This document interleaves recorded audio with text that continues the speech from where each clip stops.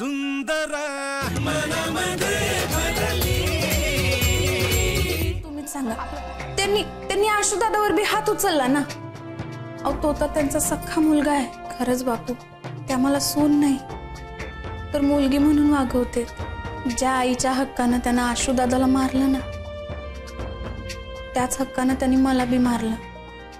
बापू please एवढं seriously नका ना घेऊ. अहो मामी मनानं लय चांगले आहेत.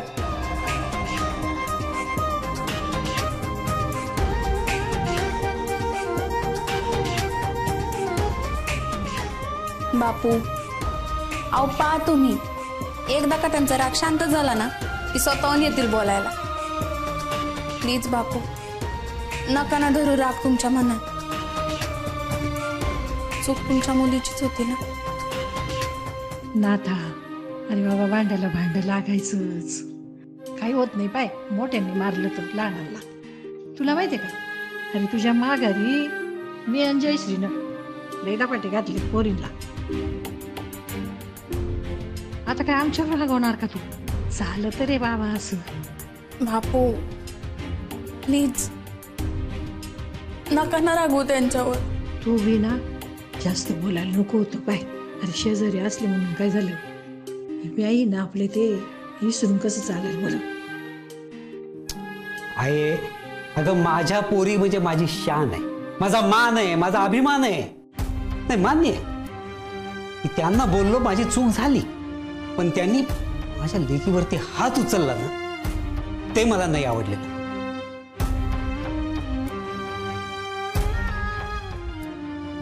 बापू प्लीज माझ्यासाठी राग सोडा ना.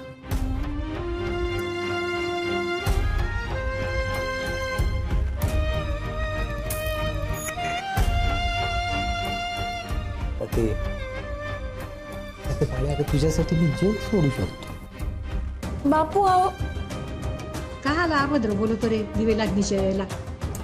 असं कायला बोलता बापू तुम्ही? बर नाही बोला. अहो जरा शांत व्हा. कायला जीवाला त्रास करून घेऊ राहिला तुम्ही?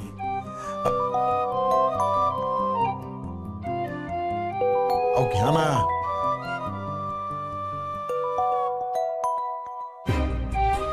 हॅलो. अहो चिरंजीव, अहो काय चाललेलं आहे तुमचं? तुमच्या बाईला लतीला किती त्रास होऊ राहिला कळत नाही का तुम्हाला? अप्पा मला सगळं कळतंय. प्लीज लाऊडस्पीकरवर टाकता का फोन? एक मिनिट. बा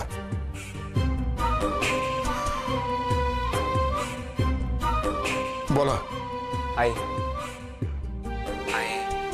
ऐकते का तू? हे पाय, हे जे काही सगळं झालंय ना त्याला जबाबदार मी आहे. तुला जी काही शिक्षा देते ना मला शिक्षा दे. हा म्हणलं तिला काही करू. मी कोण बाबा तुला शिक्षा देणारी? उंटावरनं शेळ्या हाकायला लागला तू. घरात पाऊल ठेवणार नाही ना तू? आहे तुला पाय फोनवर तुझ्याशी बोलण्यात मला जरा बी रस नाहीये. आणि माझी जरा जरी किंमत असेल ना आब्या तुला, तर घरी ये आणि बोल. आहे तू का असं?